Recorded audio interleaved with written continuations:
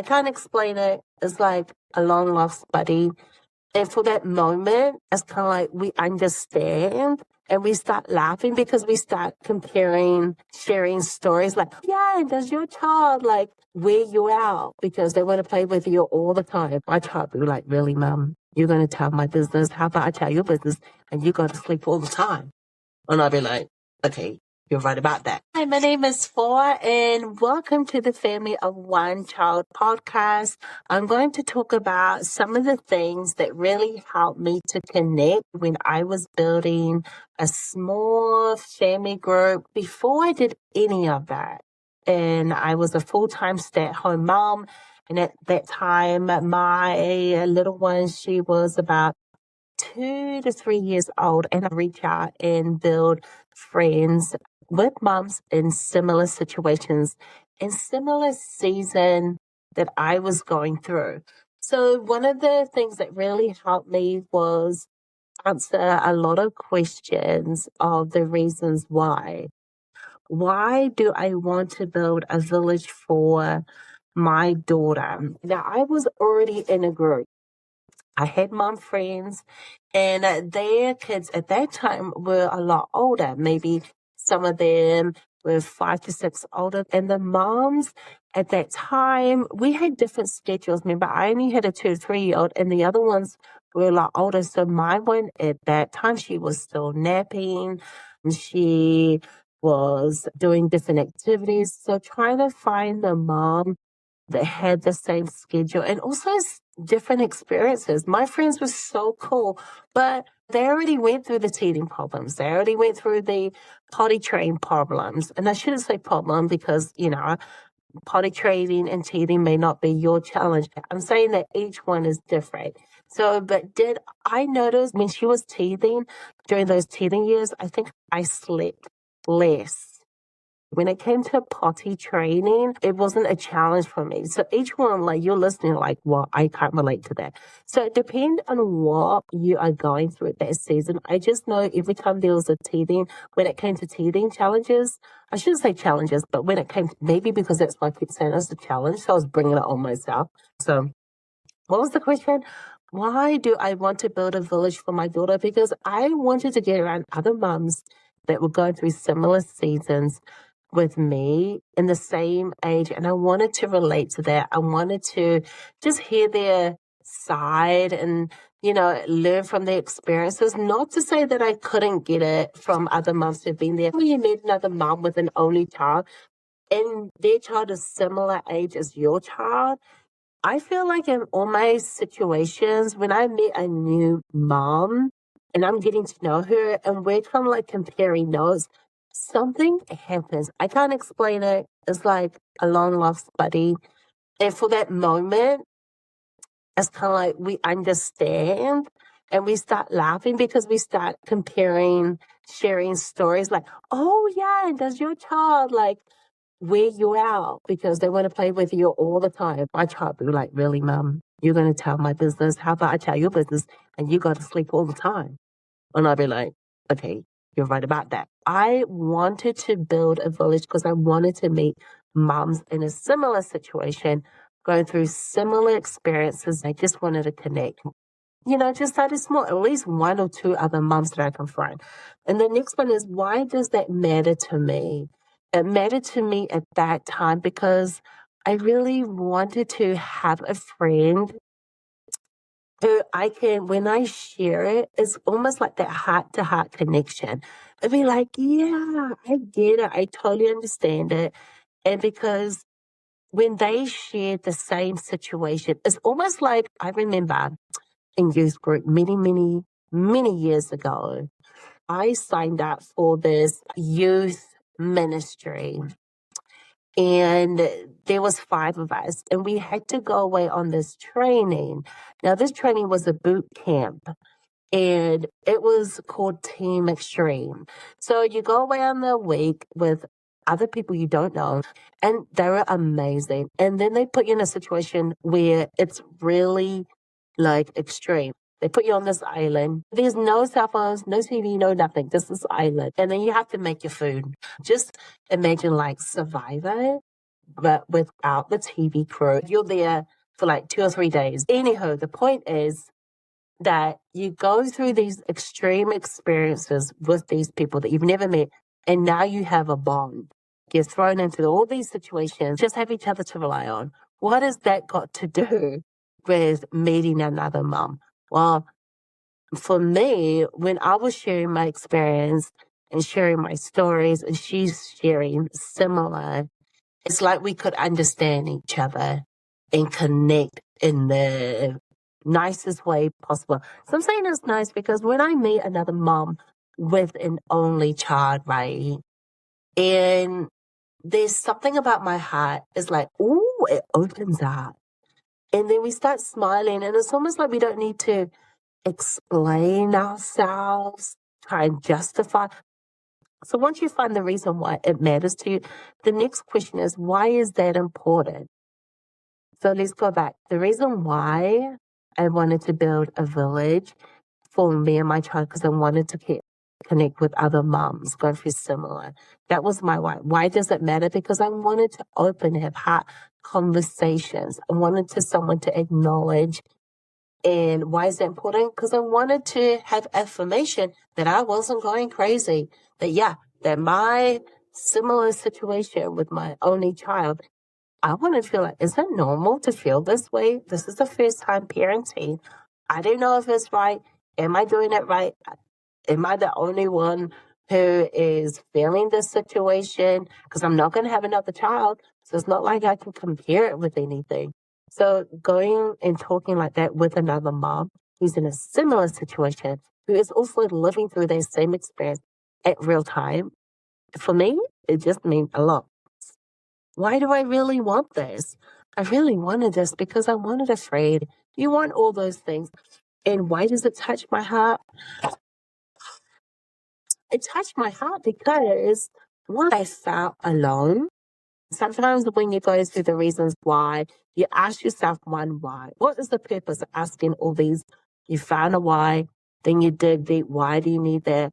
And then you dig deep, why isn't that important? And then you know the deep why. The more for me, when I'm talking about my whys, it helps me because the stronger my why, it's connected to another reason. It just helps me to continue on going. Because, some days are going to be difficult. Some days are going to be good. Some days are going to be better. Some days it's just like, well, that doesn't work out the way you want it.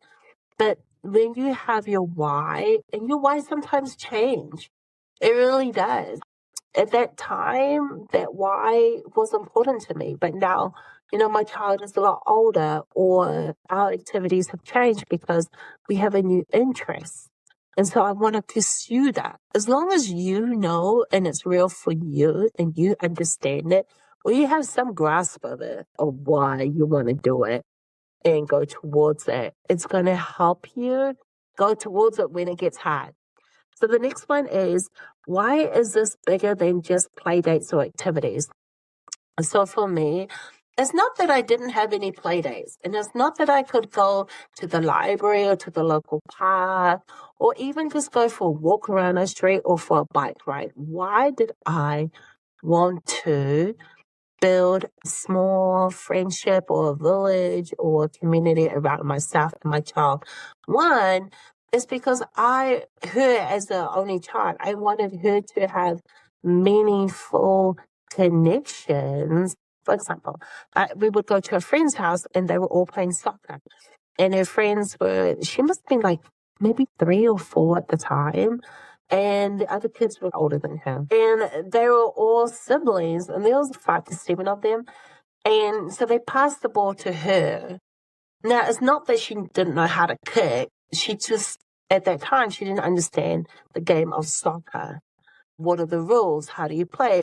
And they were like, kick the ball. Come on, run here. Do this and do that. And she was like, huh? And she's like looking, and she wanted to play, but she didn't understand the rules. And I said to the kids, one, it's because she doesn't have a sibling to show her or teach her the rules of the game like you have with your younger siblings.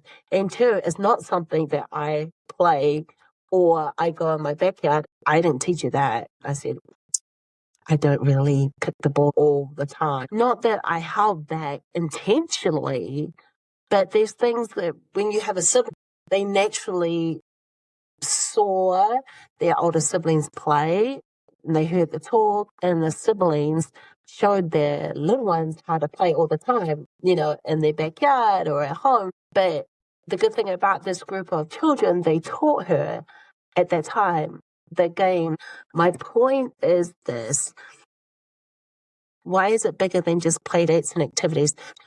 There are some things that I feel children in my situation that they could teach her. I'm not saying better, but they could just add on to the teaching of what I give her. It's like a lovely partnership. When I go on field trips and we participate in something, when another child is sharing something or they're learning from another kid, I notice that they're like, ooh, like my child does. They're like naturally like want to listen, ask questions. There's something about it, the engagement. And I wonder if it's because it's the way the child sees things and understands it from their perspective. And, I think kids are just awesome teachers anyway, from my experience of many of the friends that we had built during the time. So the reason why I wanted to share this is that because you're ready to build your village, right? You're ready to look for 2 to 3 other moms in your local area. And you got to ask your reason why. Why do you want to build this connection or build a community with 2 or 3 other moms in your local area? And then ask yourself again, why does this matter to you? Because it might take some time. I mean, on the last episodes, I told you that I ran after, I was like, met a mom at the park, and then I started following her like I had nothing else to do. I mean, do not be doing that. Do not be following another mom, especially when she has not looked at you and it looks like she wants to move away. Just saying. You got to know your boundaries, okay? So calm down. You learn from a lot of your mistakes. So once you find your reason and you keep going, I do 7 reasons why. Now you might think, 7? Seriously? 7? You don't have to answer all 7. But when you go through each one, you ask your why. Why does it matter? Just keep going down. It helps. It helps you really to get to the core of what is really going in your heart. If you only get to 3, that's okay. This is not a stressful, but if you can get to all 7, I tell you, it's going to help you a little bit more. There's going to be some days where it's a lot harder, when you think, oh my gosh, I'm an amazing person, and yet no one is saying hello to me. Breathe. Just remember your whys, okay? Remember your why. If you had listened to the last episode, I'm going to give you a shout out because I am thankful that you are part of this community. I want to give a shout out to the mom in Amanakor and Man. I hope I said that right. Thank you very much for listening. To the next mom in Waxhaw, North Carolina, I'm excited that you joined. And to the mom in Alameda, North Carolina, you are amazing too. And to the mom in Dallas, Texas, thank you very much for listening to the podcast. Ashburn, Virginia, Atlanta, Georgia, Melbourne, Victoria, Windsor, Connecticut, Columbus, Ohio, Denver, Colorado, Sydney, New South Wales, and to the mom in Goshen, Indiana. I just want to thank you all for taking the time, one, for listening to this podcast, and also for going to the Joyful Gathers Press, because check out those resources when I'm sharing a story, when I am relating to an experience. I'm always using one of the resources, either from the free resources or for the digital resources, the 22 resources. I want to thank you for being part of this community. And if I did not say your country or your city, it's because I recorded this episode before you watched it. But don't worry, I will catch you in the next episode, okay, Mama? So getting back to the reason, the why I went through this process of asking myself, why do I want to do that? Why does it matter? Why does it matter to my heart? And how does that help me making friends? Because one other thing too, when you make friends, sometimes it's going to be in different seasons. There's some people who are already in groups. Now, I was in quite a few different types of mom groups. I was in mom church groups. I was in library groups. And I remember this Facebook page one time where you could just get to know other moms in your local area and look for things that you like to do. For example, there was a walking group. There was like a yoga group.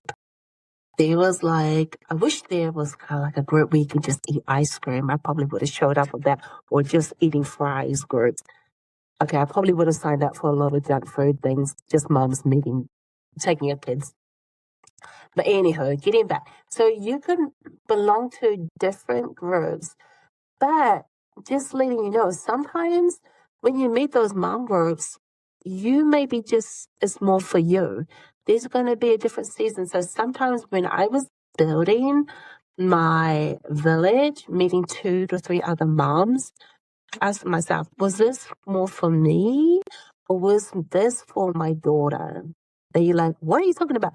Because some of the mom friends, right, they have kids and they could be similar age, similar season, but the personality with that child and your child, they don't gel together. You want it to gel so much. But when they get together, it just does not work.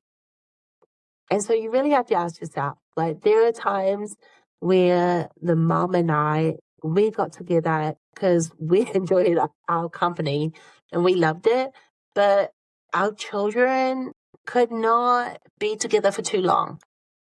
Someone's always crying, or the interest, my child wanted to do something totally different from their child, and their child was very nice. I had to really process, is this afraid for me, or is this afraid for my child, or is there friends for her and I? And there are some friends that I said to the mom, or the mom realized that it's kind of better if we just meet, and it's okay if our children don't meet. And then there's some friends that's like, oh my goodness, thank goodness it works. We like each other and our kids like each other. So that's why when you're doing your why, so you might meet 2 friends and it could be this is just for my child. Oh, and there was a situation where the mom and we didn't have to talk all the time. We just met at the park, or I would just drop my daughter off at their house and I knew her very well. But her and I didn't have to sit hours and talk for 20 or 30 minutes or even an hour or 2 hours. We were so comfortable that we knew, this friendship is just more for our kids. But if we were at the park, or if we were doing an activity, or if we were going somewhere together, we were fine. It was no big deal, but we absolutely liked each other. We just it's okay. I don't need to be around her and she doesn't need to be around me. Once you ask yourself these why questions, and if you want to dig a little deep more, I think for me, in my experience, it just helped me navigate those friendships. And that way I don't have to keep pushing for something that I don't want and maybe that parent doesn't want. And you don't have time. You're a mom, and moms with an only children. Oh my goodness. Can I just say it's a lot? Is that we are always the entertainer. You're thinking, I'm not the entertainer. My situation, I was always the entertainer. But if you ask my child, she's probably thinking, you slept a lot. Very selective. I can tell you, I didn't sleep all the time because I have a lot of photos to prove it. We do a lot. You're welcome. Okay, getting back on track again. What is the purpose? What are you wanting? Is it more for you? all these questions. So when you're navigating these friendships, it's like dating. Oh, let's talk about that later. Okay, so getting back on track, because this is not a dating podcast. This is a podcast called The Family of One Child. I crack myself up. Mom, you're doing the best you can with the time that's given, with the resources you have, and now you have another resource if you want to have it. It's available. Go to the Joyful Gathers Press, joyfulgatherspress.com. Look at my resources. Watch this episode, this podcast, to help you when you are building your village. 2, 3 other moms. You're connecting because you're ready to build friendships in your local community. Okay, now you can do it. You are amazing. Remember, you are amazing mom, and you're amazing mom to your only child. You're amazing wife. You are doing the best you can. When you wake up in the morning, you're like, I am amazing because I am here. I'm loving yourself. Give yourself a 20-second hug. I would count 20 seconds, but you know we all got things to do. Thank you for staying with me in this podcast. Reach out to me, text me, email me. Let me know how you do. What did you like about this podcast? Give me a feedback. I'll love it. Go and grab your resource. Check out my website. I will see you in the next episode. Bye.